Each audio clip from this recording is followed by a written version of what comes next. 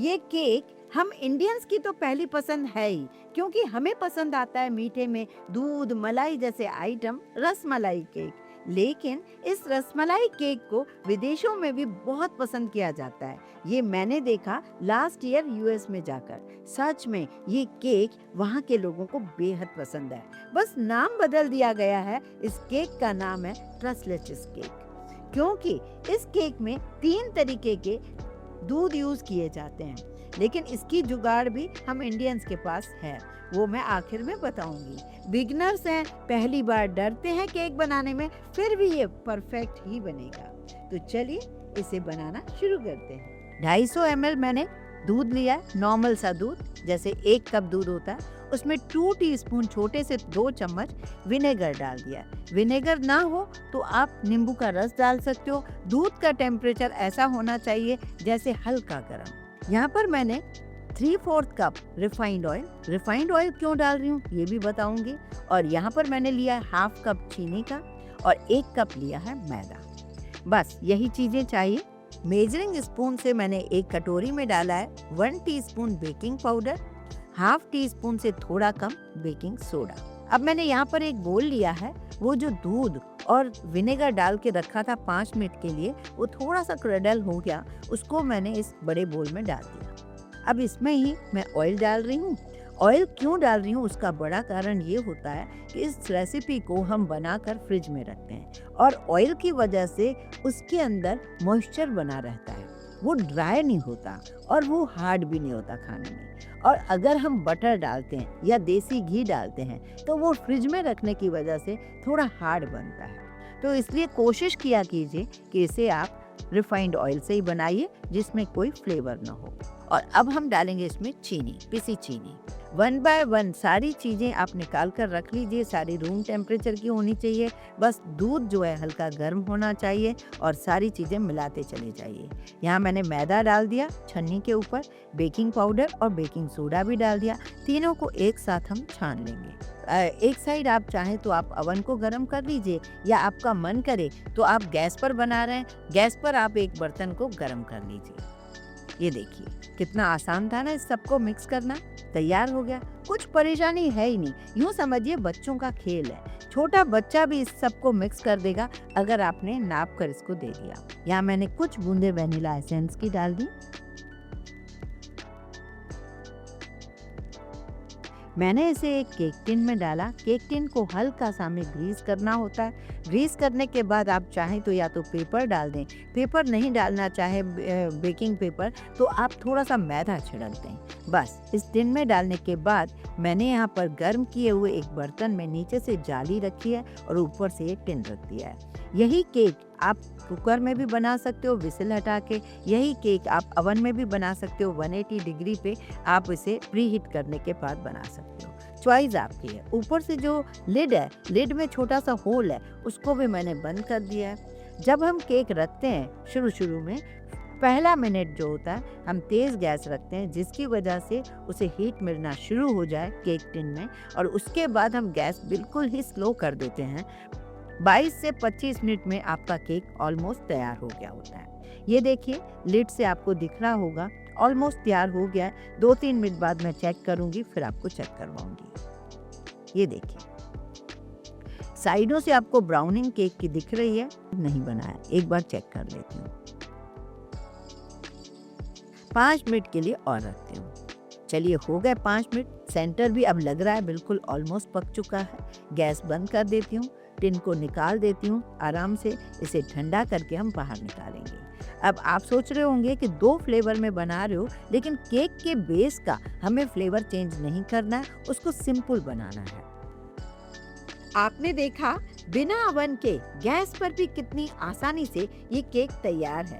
और ऐसे मैं आपके साथ ढेर सारे केक शेयर कर चुकी हूँ। अगर आपने उन्हें नहीं देखा है तो जरूर देखिए, क्योंकि हर केक बहुत ही परफेक्ट बनेगा।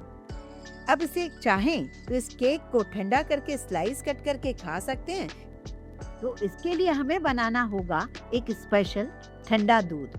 वो ठंडा दूध काफी टेस्टी होता है, जिसकी वजह से केक का स्वाद कई गुना ज्यादा हो जाता है। तो इसे बनाने के लिए मैं ले रही हूँ एक बोल में फ्रेश अमूल क्रीम, जिसे मैंने इस बोल में डाल दिया है। अब इसमें हमने जैसे घर में दूध होता है तो दूध को हम थोड़ा उबालते हैं, थोड़ा ज़्यादा उबाल देते हैं, गाढ़ा हो जाता है, फिर हम ठंडा कर देते हैं, तो वही दूध मैं 2 कप डाल रही हूँ इसमें। उसके बाद मैं इसे मीठा करने के लिए डाल रही हूँ आधा कप मिल्क मेड, जिसे कंडेंस मिल्क कहते हैं। वो भी हम घर में आसानी से बना लेते हैं। आपने नहीं देखा है वीडियो तो यहाँ पर मेरा वीडियो देख सकते हो। आसानी से मिल्क मेड घर में बनाया जा सकता है। अब इन तीनों दूध को हम मिलाकर फ्रिज में रख देते हैं ठंडा करने के लिए।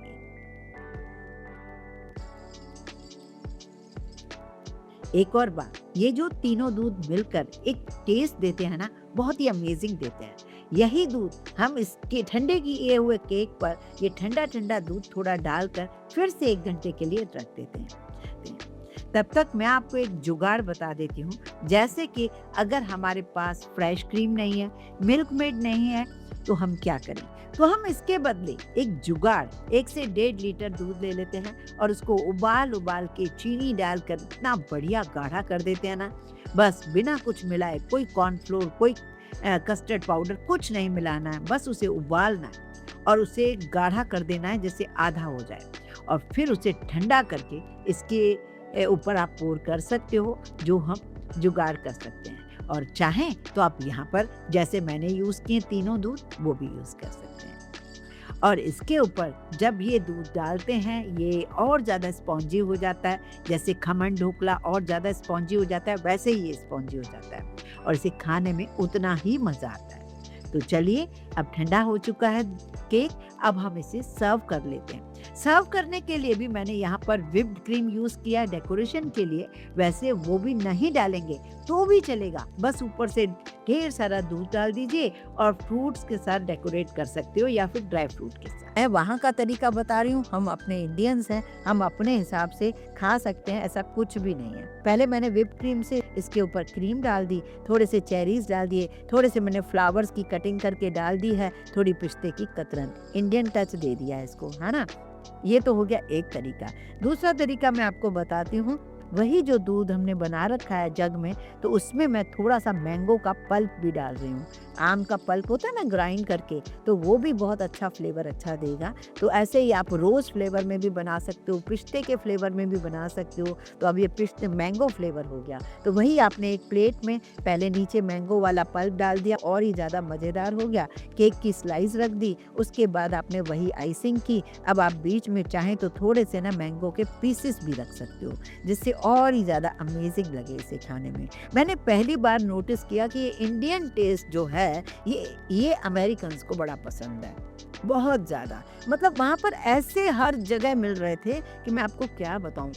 तो कुल मिलाकर ये केक बेहद अच्छा बनेगा। एक बार ज़रूर ट्राई कीजिए। नो फेल रेसिपी है, डरने की बिल्कुल ज़रूरत नहीं है। आप अपने हिसाब से इसे बना सकते हैं। आप पूरी डिश को भी डेकोरेट कर सकते हो, जैसे आपके यहाँ मेहमान आ रहे हैं और आपको मन करे तो ऐसे एक एक करके स्लाइस करके भी सर्व कर सकते हो। ये बहुत ही अमेजिंग लगता है। और सबसे बड़ी बात क्या होती है, मतलब इतना महंगा केक आप आसानी से घर पर बना लेते हो, ये एक बहुत बड़ी बात है। अगर एक पीस भी केक किसी को दोगे ना, तो पूरी फैमिली चम्मच से खा के ना, मतलब मजे करेगी इसको। मैं जब लास्ट ईयर यूएस में थी तो 1 महीने के लिए रही थी, क्योंकि मेरी बेटी को बेटा हुआ था।